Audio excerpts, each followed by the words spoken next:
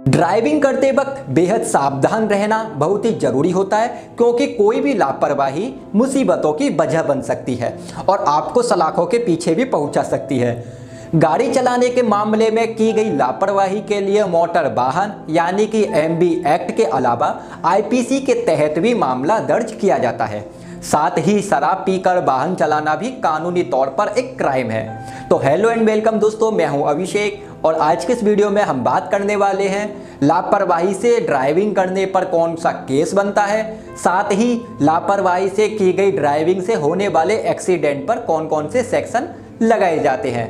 तो चलिए शुरू करते हैं। कोई शख्स अगर लापरवाही से गाड़ी चलाता है, मतलब कोई तय स्पीड लिमिट से ज़्यादा स्पीड में गाड़ी चलाता है या फिर कम स्पीड में ही लापरवाही से ड्राइविंग करता है, तो एमवी एक्ट के साथ साथ आईपीसी सेक्शन 279 के तहत भी मामला दर्ज किया जाता है। ये जरूरी नहीं है कि लापरवाही की वजह से कोई हादसा हो तभी केस दर्ज होगा। अगर कोई पुलिस को ये सूचना दे दे कि फुला शख्स लापरवाही से गाड़ी चला रहा है, तो पुलिस उस ड्राइवर के खिलाफ आईपीसी सेक्शन 279 के तहत केस दर्ज करती है। ये जरूरी नहीं है कि घटना घटे ही, एहतियात के तौर पर भी केस दर्ज हो सकता है। और अगर ये साबित हो जाए कि वाहन चालक की लापरवाही से किसी की जान को खतरा हो सकता था, तो फिर उसे 6 महीने तक की कैद भी हो सकती है।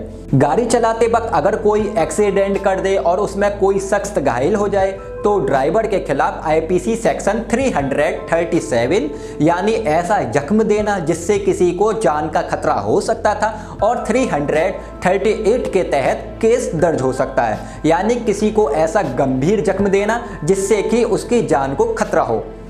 सेक्शन 337 में ज़्यादा से ज़्यादा 6 महीने की कैद और सेक्शन 338 में ज़्यादा से ज़्यादा 2 साल तक की कैद का प्रोविजन किया गया है।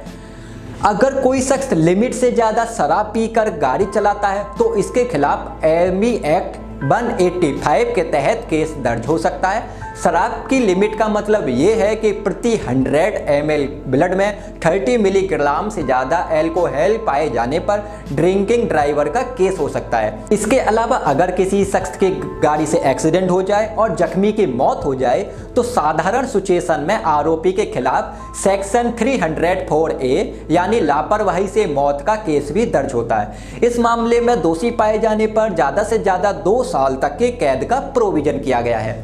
हालांकि ये तमाम मामले जमानती अपराध हैं, लेकिन कोई शख्स जानबूझकर ऐसी हरकत करता है जिससे किसी की मौत हो जाती है, तो आरोपी के खिलाफ गैर इरादत हत्या का केस दर्ज होता है। ऐसी सूरत में देखा जाता है कि चालक को पता था कि उसकी हरकत से एक्सीडेंट हो सकता है और किसी की मौत हो सकती है। साथ ही एक्सीडेंट के बाद अगर ड्राइवर गाड़ी ना रोके और घायल शख्स को गाड़ी से घसीट के या फिर कोई ऐसी हरकत करे जिससे टक्कर के बाद उसकी मौत हो जाए, तो भी गैर इरादत हत्या का केस दर्ज होता है।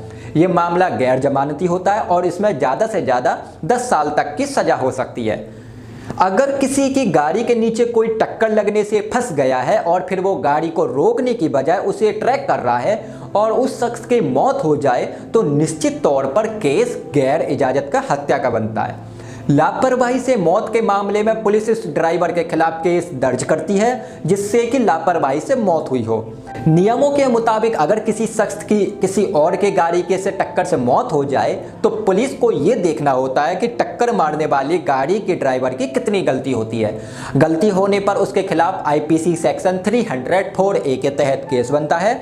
अगर टक्कर मारने वाले की गाड़ी की ट्रैफिक नियमों का पालन करते हुए चल रही हो, ग्रीन लाइन होने पे चौराहा पार कर रही हो और इस दौरान किसी और गाड़ी में रेड लाइट जम कर दी हो, जिस कारण हादसा हो जाए, और रेड लाइट जम करने वाले गाड़ी के ड्राइवर या फिर उसमें सवार किसी शख्स की मौत हो जाए, तो रेड लाइट जम करने वाले ड्राइवर की गलती मानी जाएगी। इसके अलावा अगर कोई टक्कर मारने वाली गाड़ी के ड्राइवर ने रेड लाइट जंप की और उसकी लापरवाही से दूसरी गाड़ी को टक्कर लगे और उसकी ड्राइवर या उसमें सवार शख्स की मौत हो जाए या फिर कोई जख्मी हो जाए, तो टक्कर मारने वाले ड्राइवर की जिम्मेदारी बनेगी। पुलिस चश्मदीद गवाहों से पूछताछ करती है, सीसीटीवी वगैरह देखती है। छानबीन के आधार पर आरोपी ड्राइवर के खिलाफ संबंधित धाराओं के तहत केस दर्ज किया जाता है। लापरवाही में नॉलेज का पार्ट नहीं होना चाहिए। ऐसे लापरवाही जिसके बारे में पहले से ही जानकारी हो कि इससे किसी की जान जा सकती है, वहाँ लापरवाही का मामला नहीं बल्कि जानबूझकर की गई लापरवाही का मामला बनता है।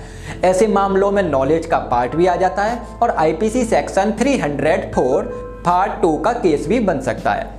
सेक्शन 304 पार्ट 2 यानी गैर इरादत हत्या के मामले में ज़्यादा से ज़्यादा 10 साल तक की सजा का प्रोविजन किया गया है। यह एक गैर जमानती अपराध है।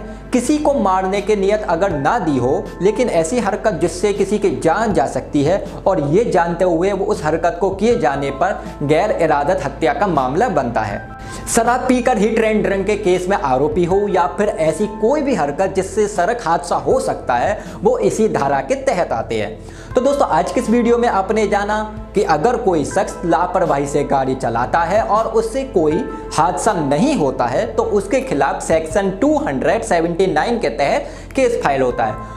और अगर लापरवाही से गाड़ी चलाता है और उससे कोई हादसा हो जाता है तो हादसे में अगर उसने किसी को ऐसा जख्म दे दिया है जिससे उसकी जान को खतरा हो सकता था तो फिर सेक्शन 337 के तहत केस दर्ज होता है। और अगर ऐसा कोई जख्म दिया है जिससे उसकी जान को अब भी खतरा है तो फिर सेक्शन 338 के तहत मामला दर्ज होता है।